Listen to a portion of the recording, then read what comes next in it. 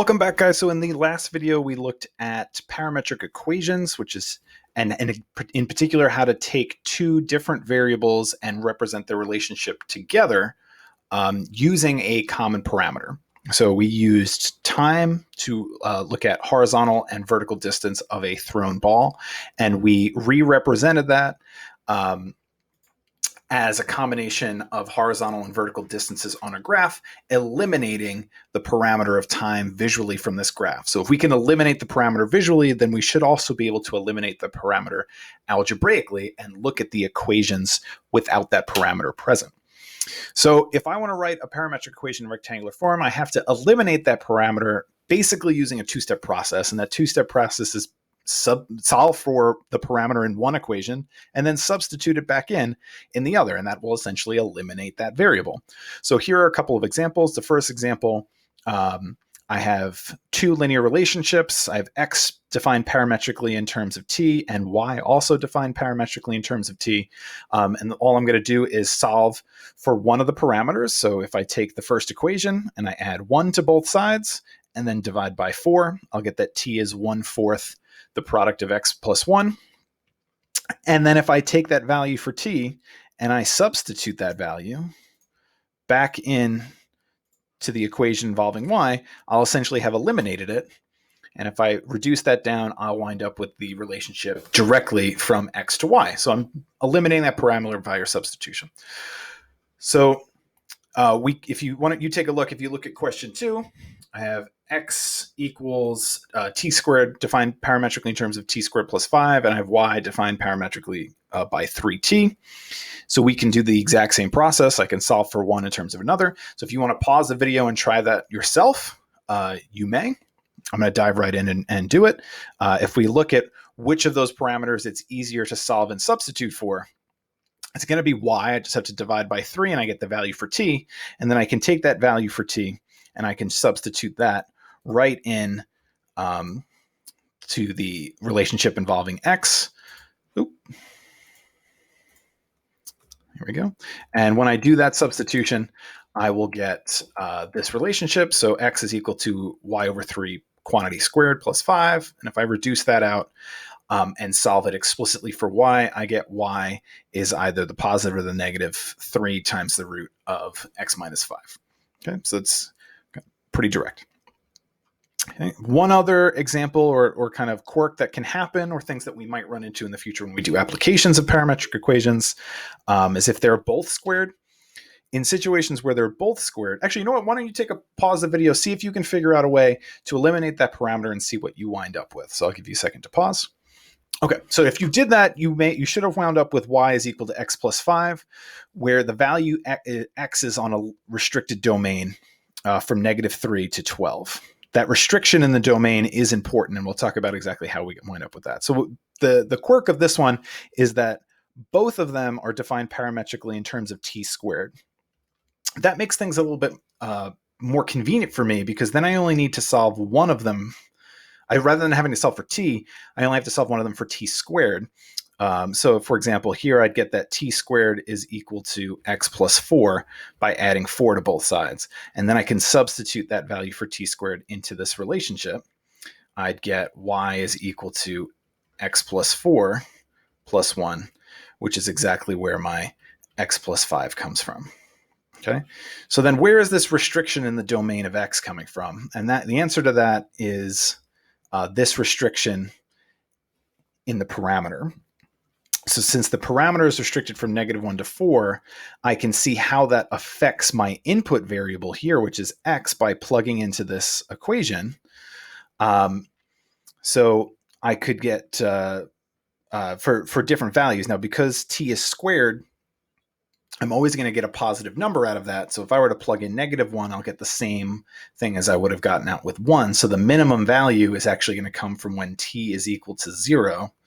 When t is equal to 0, x is going to equal 0 minus 4, which is -4.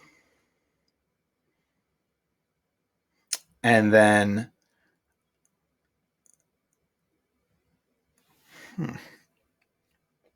I've noticed that I've made a mistake here. So this should actually be -4, not -3. That is a mistake. I apologize. The largest value is then going to come from when this is 4. So if I plug in t equals 4, I'll get that x is equal to 16 minus 4, which is going to give me 12. So the restriction in the domain for x should actually be from -4 to 12. So I'm sorry, I wrote that down wrong. Okay, so that's where that value comes from. And anytime we have a restriction in the parameter, I'm going to have to translate that restriction into a restriction in the domain. So I do want to mention the restricted domain with my solution because these values are only defined for this restricted value of the parameter. So these did not have a parameter restriction, so my equations don't have a restriction in their domain. But since this one does, I do have to specifically mention that restriction. Okay. Now, this can also happen with polar forms of equations. If you recall, the x and y values in terms of the coordinate system is r cosine theta. These are the conversion formulas from rectangular to polar, and r sine theta. Okay. So if we have some polar equation, the radius as a function of theta, we can do the same conversions. We're just going to use this. So now if r is f of theta, well then my x coordinate, my parametrically defined x coordinate is going to be whatever f of theta cosine theta is. So I'm basically just substituting that radial function in for the radius in my polar conversions, and the y coordinate will be the exact same function times the sine of theta to get the y coordinate. Okay. So for the first two, that's pretty straightforward. R is 3. All right. Well, so that means that x is 3 cosine theta and y is 3 sine theta. It's pretty direct. I'm just plugging that functional relationship in. Things can get slightly more complicated if I have an actual a function of theta that varies. So r equals 4 sine theta. Again, I'm going to do the same thing. So the x coordinate will be 4 sine theta cosine theta, and the y coordinate would be that 4 sine theta times sine theta. So I get 4 sine theta cosine theta and 4 sine theta squared. Again, I'm just plugging in this equation for f of theta in each case, whatever that function is, using those polar conversion formulas. Okay. So now where it gets pretty interesting is where things get a little bit more complicated. If I want to go the reverse, I have to be a little bit more creative. So say I have a parametrically defined equation for polar coordinates, and I want to get back to the actual polar form by eliminating that parameter, just like we did in the rectangular form. So now the one thing that I'm going to have to do is to get a relationship between the x and y values here. So I notice that I have cosines and sines, and I know that there's a relationship between sine and cosine defined by the Pythagorean identity, that cosine squared plus sine squared equals 1. So what I'm going to do to help eliminate this parameter in this case and get a relationship between the x and y values is use this Pythagorean ID. So I'm given this. I know this is a universal truth. Now I can convert the representation of these two so that I get the explicit values for cosine and sine. So cosine would be x over 3, sine would be y over 2, and then substitute those values in. And then I can see that this parametrically defined equation is actually going to give me an ellipse, which is right here. So why don't you test yourself? So here I have a very similar defined value of x is 5 sine theta and y is 8 cosine theta. Again, use this Pythagorean identity, the fact that cosine squared plus sine squared equals 1, to get a relationship on those values so that you can eliminate the parameter theta, and you can just see the x and y coordinates, or the x and y coordinate relationship. So give this video a pause, try that now. And here's the solution. So you solve it the same way. We're going to plug it into the same relationship. I get another ellipse. Okie dokie. So we could get different equations. There's not always going to be an ellipse. So if I look down at the next examples, I have x is sine squared and y equals 4 cosine theta. In this particular one, I'm going to use the same relationship, the fact that sine squared plus cosine squared equals 1. But the first equation I've already have solved for sine squared. So I don't have to do any manipulating because I'm just going to replace sine squared with x.